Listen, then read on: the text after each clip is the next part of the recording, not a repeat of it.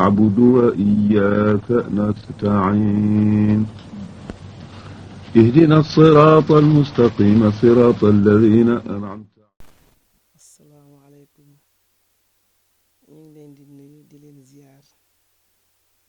di leen jaal tiis wi dal ci kaw Tiwaawan di sëñ Abdou Al Amin tiis yu metti dal ci umma islamique bi yépp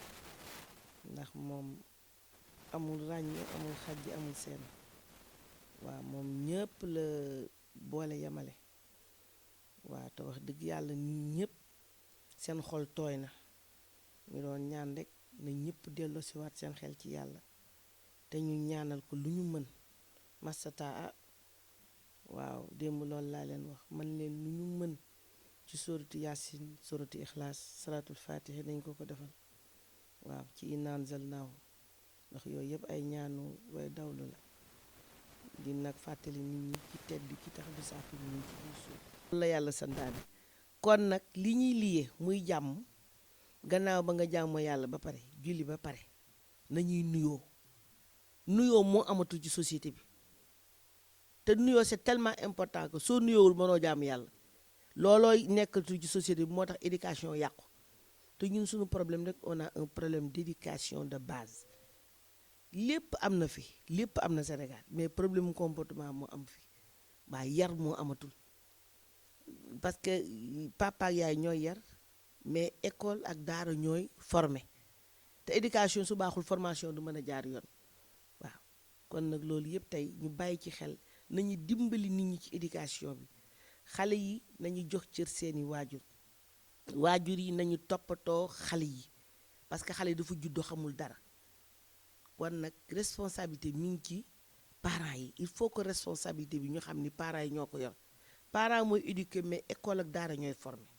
waaw te su xale bi amul une bonne éducation bu ñëwee ci daara ji du fa toog bu ñëwee ci école bi du fa toog waaw kon nag nañu veiller ci loolu parce que suñu bëggee suñu société bi am jàmm am koom-koom ak yëpp il faut que ñu taxawaat ci éducation bi waaw loolu la ñuy ñaan parents yi am nañ ci responsabilité chef religieux yi am nañ ci responsabilité état am na ci responsabilité daara yeeg école yëpp am nañ ci responsabilité kon nañu booloo ñun ñëpp œuvrer ci éducation waaw il faut que ñu œuvrer ci éducation il faut œuvrer sur l'éducation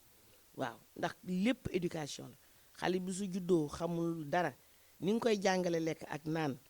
bu demee ba xàmme da nga koy wax ne ko fii ngay toog jaaral fii defal nii kon xale dañ koy wommat du caagin dafa mën a dox ak wax rek da nga koy bàyyi kon nag suñu responsabilité parce que éducation ci biir environnement lay fii pour équilibre mën a am c'est très important équilibre moo yor doomu aadama parce que tey équilibre moo yor moo tax asamaan daanuwul moo tax suuf yënguwul équilibre tax géej gi duggul ci kër gi yaa géej gi ceno du dugg li téye loolu yëpp kon équilibre moo yore doomu aadama bu éducation pour mu baax foog équilibre am te équilibre ci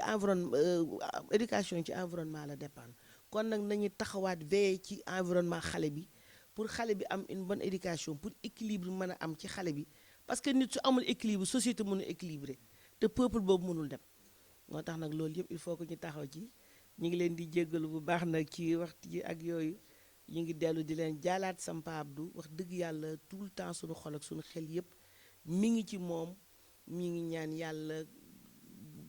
yóbbu ko ci barzaqu maama mi mu nekk ak ñoom te loolu yaakaar nañ ko ñii fi nekk itam sam ñoom Pape Sëñ Mbaye ñoom Pa Ahmed Sy ñoom Pa Mal ñoom ñëpp yàlla kàttanal leen jàppalal leen waaw ñi ngi nuyu ñëpp na góor ak jigéen di sant ñëpp góor ak jigéen ñëpp macha allah yàlla moo leen sàkk ay doomu aadama la te tout un chacun am nga valeur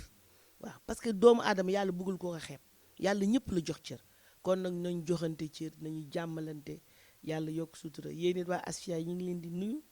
di ñaan yàlla seen liggéey bi barkeel yàlla yokk sutura bi merci jërëjëf merci waa jërëjëf